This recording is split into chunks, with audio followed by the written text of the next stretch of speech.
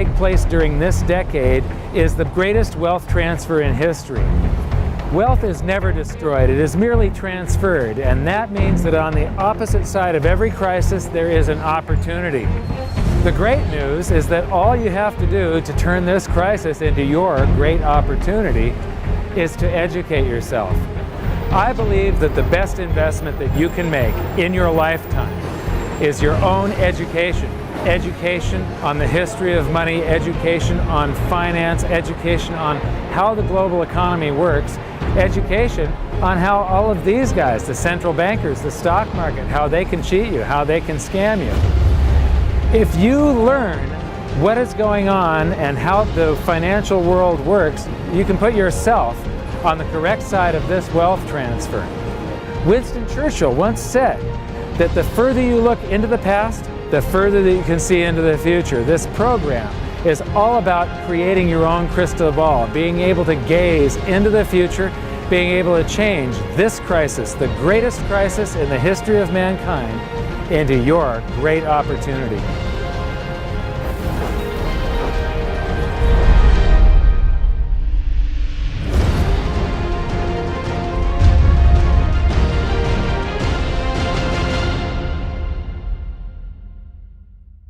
Hi. In the last episode of Hidden Secrets of Money, I spoke with Harry Dent about deflation and the reason that we both feel that it's absolutely inevitable.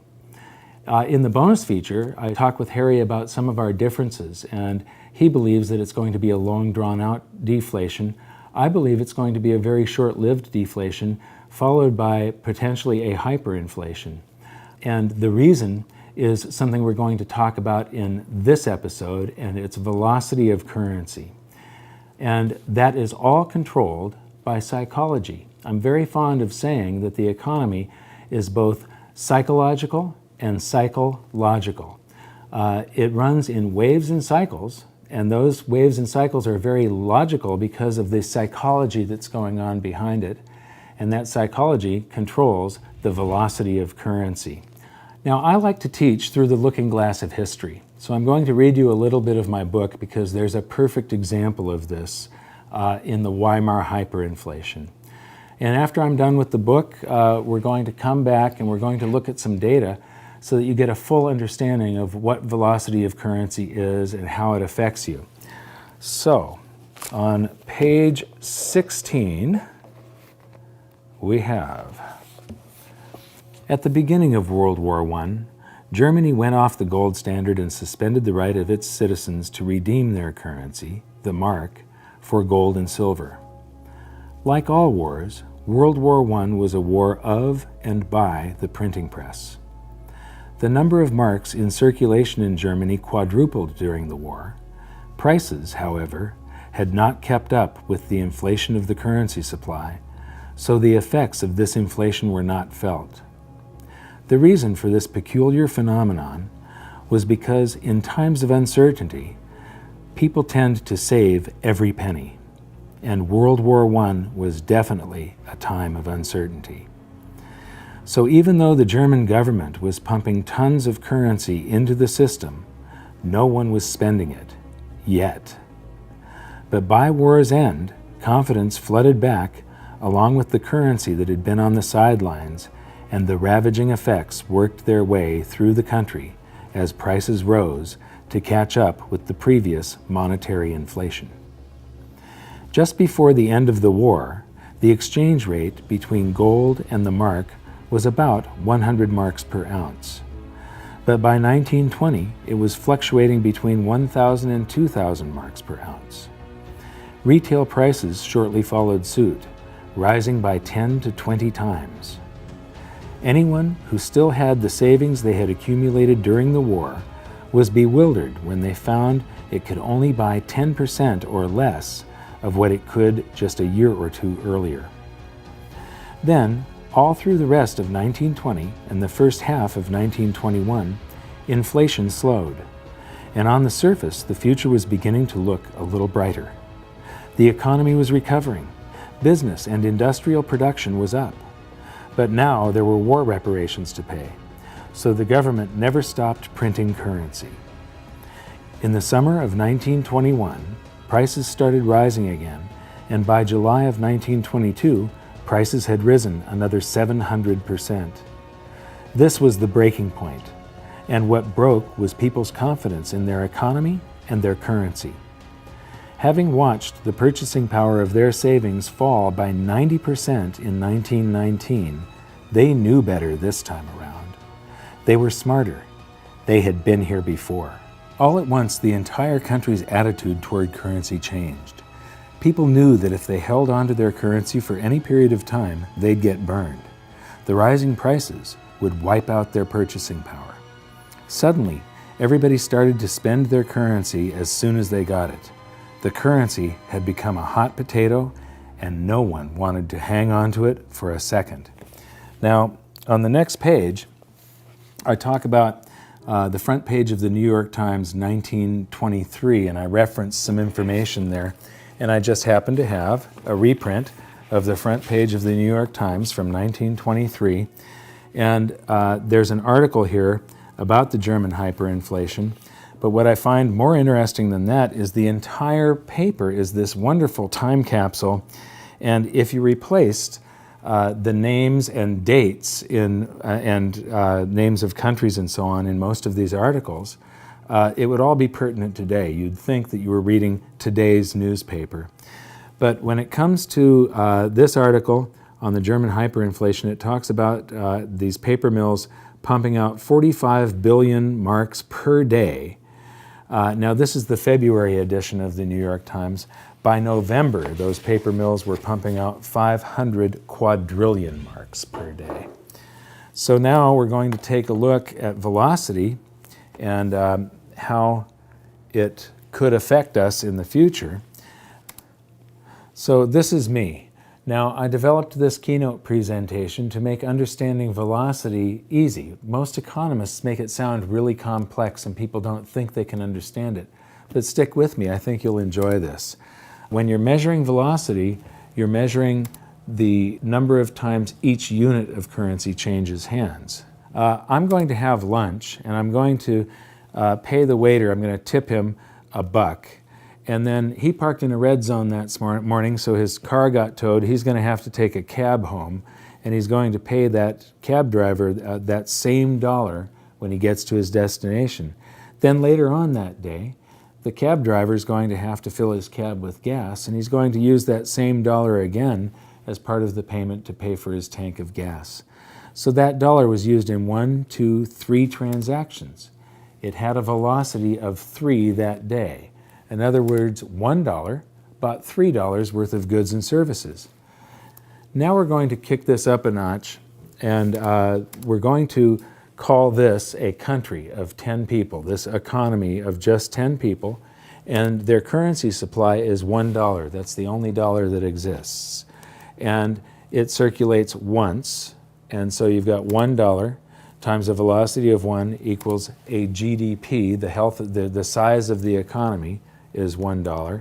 If it circulates twice, it's 2, 3, 4, 5, 6, 7, 8, 9, 10. So $1 times a velocity of 10, or 10 transactions, equals a $10 GDP, the health of that economy. Now, if you expand the currency supply, we've given each one of these people $1.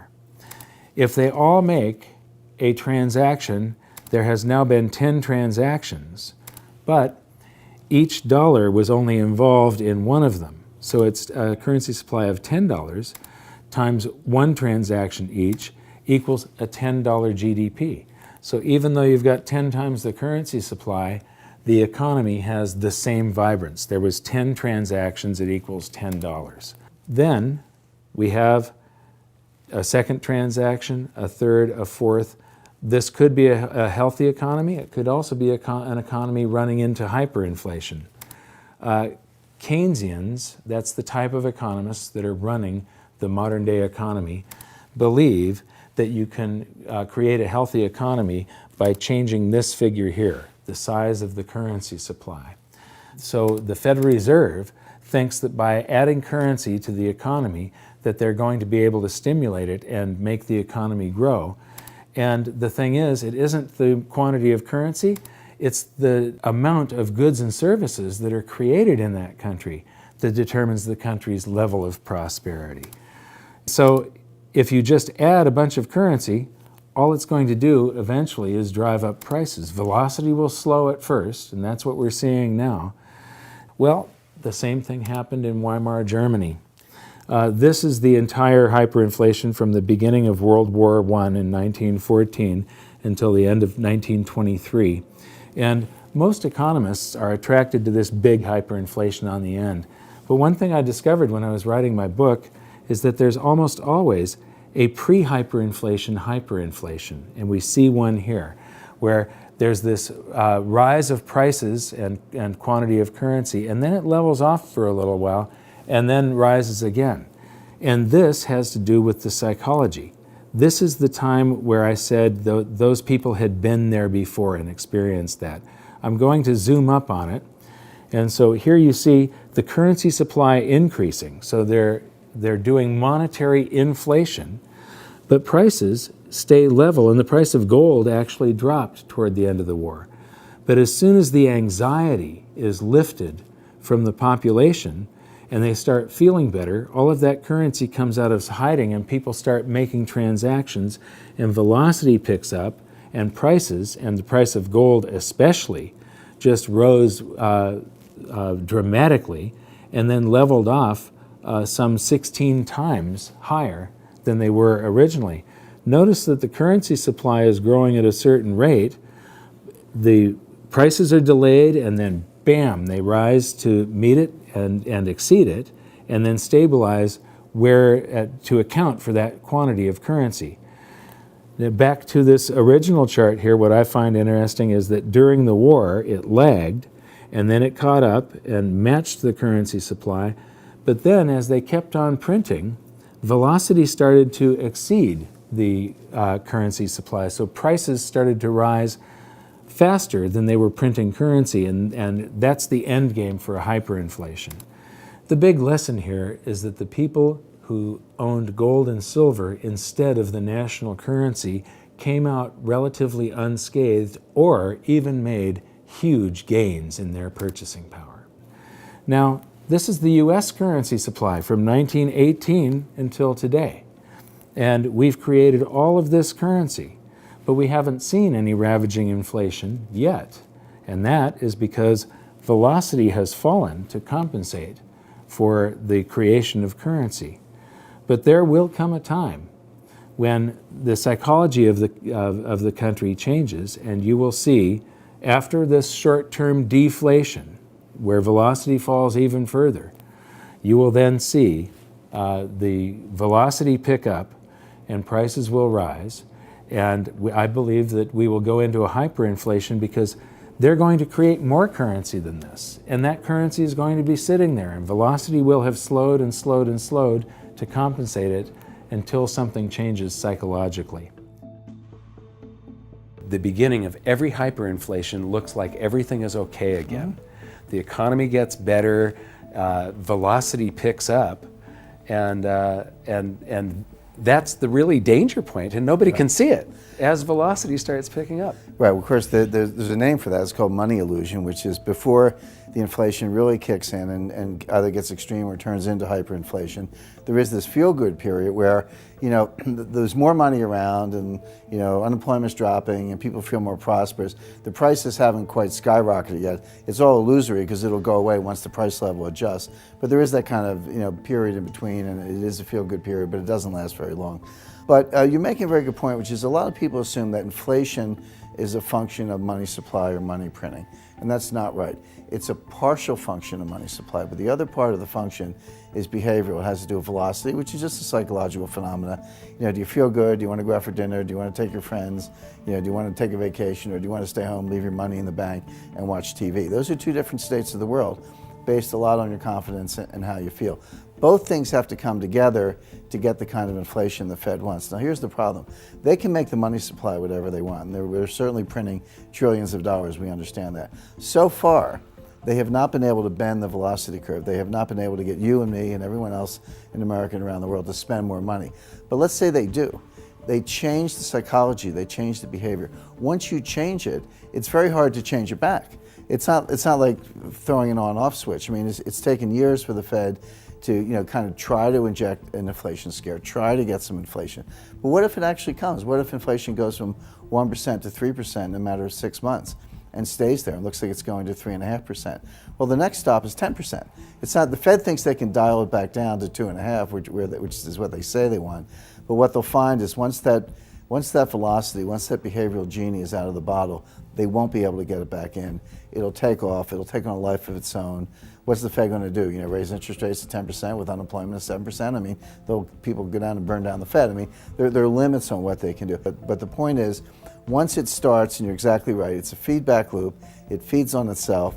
The Fed thinks they can control it. They're wrong. The behavioral aspect of it will be out of control, and like I say, we'll be on our way to 10%, if not worse. It seems like all of these bright minds that want to run things, none of them trust the free market mechanism. Well, I think that's right. They will talk to you ad nauseum about the failures of the free markets without realizing that most of the so-called failures are actually the result of misguided government policies from prior times. I'll give you a classic example. 1998 was a warning. That's, started in 1997, capital outflows from emerging markets, started in Thailand.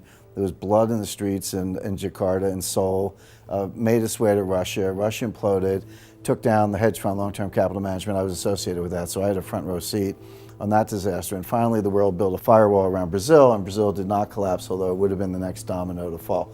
Now, there was a clear-cut lesson. Capital markets came within hours of complete closure. And I was there. I sat with Peter Fisher, who was head of open market operations at the Fed, his associate Dino Koss. We were on the phone with Bill McDonough, president of the Federal Reserve Bank of New York. Gary Gensler was there from the Treasury, all the lawyers, all the bankers on Wall Street. We were trying to hold this together. Now, we did bring it in for a soft landing, so the world has kind of forgotten about that episode. But it was extremely close and extremely delicate. We were literally hours away from shutting down global bond markets and stock markets. Now, what lessons were learned? Well, the lessons... Well, that cascades into the credit card not working and the gas coming out, not coming out Correct. of the pump. That's right. There would have been a global bank holiday, we were Yes. hours away from that. Now, it didn't happen, so everyone's like, oh, no big deal, it's fine, but there were some lessons that should have been learned. Banks should have been broken into smaller units. Derivatives should have been banned, et cetera. There were things that should have been learned from that. Instead, what did? We did the opposite. We repealed Glass-Steagall, which allowed banks to be hedge funds. We repealed swaps regulation, which allowed them to create swaps and derivatives on all kinds of other things that had never been done before. We repealed the net capital rule for broker-dealers, so instead of 15-to-1 leverage, you were allowed to have 30-to-1 leverage, which Lehman had on the day it went down. We implemented Basel II, which allowed banks to use more leverage. We did the exact opposite of what we should have learned in 1998. Is it any surprise that 10 years later, we had a bigger catastrophe, almost destroyed capital markets again, and now here we are not learning the lessons again. We haven't done anything we need to do, so therefore, we're going to have another catastrophe sooner than later. It'll be bigger than 2008, but the next one's going to be strike three. We've had 2 warnings, they've been ignored. The third time, it's game over. I don't see any particular difference between my outlook and yours. Certainly a situation where society owes more than it can pay and where it has to default, either honestly or dishonestly, is deflationary. Debt liquidation. Honestly being just a default. We are bankrupt, we can't pay you. Yeah. Dishonestly inflating the debt away. Exactly. Honestly would be to say to the bondholders, yeah, that's right, we say we're going to pay it back, and we say we're going to pay it back with interest. Well, too bad, so sad. Times are tough, we lied. Strong letter to follow, right? Say to guys like me, you're 60? Yep, I know you're supposed to get Social Security when you're 62 or 65. The truth is, we don't have the money, so you're not going to get it, right? That's the honest way. I think the yield to politician is very low with regards to the honest way. So I think that we're going to have deflationary scares, and I think we're going to have deflationary events. I think we're going to have asynchronous events like long-term capital management and things like that, that will initially have deflationary outcomes. But I suspect, like you, that the demand for the public will be for the big thinkers to solve that problem and solve it in the only way they know how, which is to fill every crack, even the Grand Canyon, with currency. So how is this all going to play out? I don't know exactly, but what I do know is that the longer this goes on, the bigger it's going to be. And I wrote about some of the possibilities in my book. And this was written before the crisis of 2008. And so in here, I refer to Ben Bernanke, but I'm going to change that to just the Federal Reserve or central banks for you right now.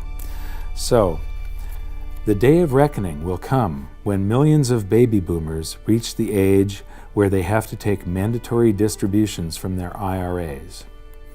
As they find that the investments they were counting on for their retirement, their homes and their IRAs full of mutual funds, have actually lost value, that the amount of stuff that they can buy from the proceeds if they sell their home is actually less than when they bought their home. And as they realize that their dream of a comfortable retirement was just that, a dream, all those boomers will get scared and pull in their horns. They will stop spending. They will start selling off their assets, and the greatest stock market crash in history will unfold as more and more boomers panic and sell. I believe this will also be accompanied by the greatest real estate crash the world has ever known. This perfect storm of bankruptcies and foreclosures will cause the currency supply to contract as the giant credit bubble pops, and all those big spenders become big savers. When people save their currency, it stops circulating. The economic engine runs out of oil, and the whole thing locks up. This is every central banker's worst nightmare. This is real deflation. And the world's central bankers are about to discover the true scale of the horrors of a credit bubble implosion. When this happens, the Federal Reserve will once again send out its armada of money bomb dropping helicopters, but this time something will be different. Something will have gone horribly wrong. The bombs will have been defused. The Fed will try pumping the banking sector by buying up every kind of debt they can get their hands on, but to no avail. They will go to the extraordinary measures that they had said they were prepared to go to. They will buy every mortgage, mortgage-backed security, and any other type of debt that panicky investors and banks are trying to sell, but nothing good will come of it. They will start buying stocks to buoy the stock market, but retail sales will continue to plunge. They will try broad-based tax cuts, but it won't jumpstart the economy. They will work with foreign central banks to buy each other's debt, but the global economy will continue to plummet. People will finally see through the veil. They will see what Dorothy, the Scarecrow, the Lion, and the Tin Man saw, that the Wizard of Oz is really just some dopey old guy frantically pulling levers. Remember when we talked about how during World War I, the Germans increased their currency supply by 400%, yet there was no price inflation because of the public's anxiety over the war and the uncertainty of their future? Imagine the anxiety 75 million baby boomers will feel as they approach retirement, only to find their homes and their mutual funds are now worth next to nothing. The nest egg, ladies and gentlemen, has just cracked. When they get their tax rebates, are they going to buy that new big screen TV and the latest cell phone? I think not. I think they're going to save every dime they can get their hands on, just like in Germany during the war.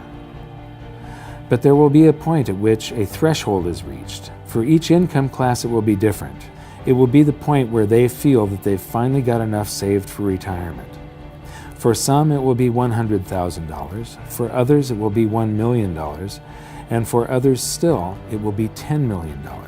The Fed knows there is a point where they'll finally feel safe enough to replace that aging computer and maybe get that new TV.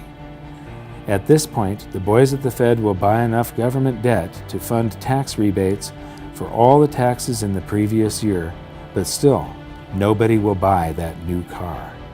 The threshold the Fed is looking for will not be reached. Then, in not-so-quiet desperation, the Fed will say, "Screw the helicopters, send in the bombers."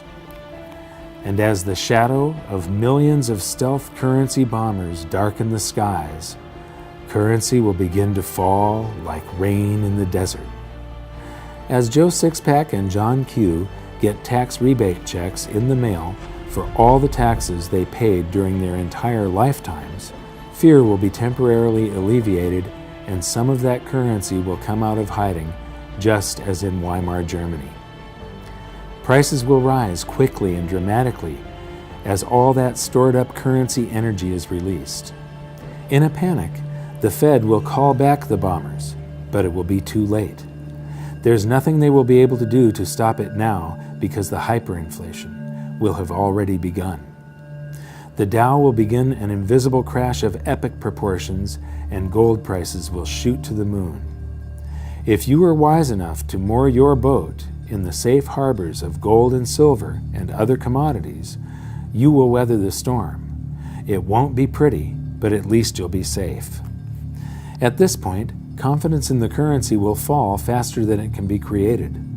Cost of living increases for government employees, and the costs of all government projects, the subcontractors, the labor, the materials, will all skyrocket.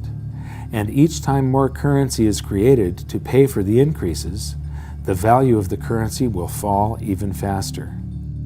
In times like that, governments have only two choices: shut down the government and all of its projects and services, send everybody home without pay, turn off the printing presses, and wait for the free market system to discover price levels that account for the quantity of the currency in the supply, or print the currency into oblivion. Governments have always chosen the latter. But the stored up energy of excess currency creation doesn't have to take place within the United States, and it doesn't necessarily have to be in the future. In fact, there is an abundance of stored up currency just waiting to be released right now. As I mentioned earlier, all the dollars we sent overseas to other countries to buy their goods and services are now sitting in their bank accounts, just waiting to be spent. Eventually, the world economy will lose faith in the US dollar and will want to dump it by buying up goods. And as all those dollars come flooding back into the US, it will, of course, cause the prices of those goods and services to rise, and could, and probably will, trigger a scenario much like the one I have just finished describing. Throughout history, economists have suffered from what I like to call this time syndrome. This time, they've become masters of the economic universe. This time, they've figured it out. This time, they've tamed the economy. This time, they've mastered the art of infinite currency amplification. This time, a fiat currency will work. History gives this a probability of 0. Each time we sailed toward economic doom, the greatest financial minds in the world were at the helm. Do you really think we should continue letting them steer the ship? I think not. It would be nice if we started listening to people that have been right rather than the people that have theories. And it would be great if they would allow the free market to work, but that's not the way it's going to happen. The people that have the theories will continue to rule, and we will vote for people that don't know what they're doing. And so the best that we can do is try to protect ourselves and even, potentially benefit from government and economists' stupidity. And so the way you do that is by learning as much as you can about what's happening and developing your own opinions on what is coming at you, rather than being reactionary. And you can do that by watching some of the bonus feature. Just click the info button and we'll see you in the bonus feature. And until next time, until the next episode, see you there. One of the most important things is how to prepare for all of this so that you can be able to see through that economic veil and understand what's going on when things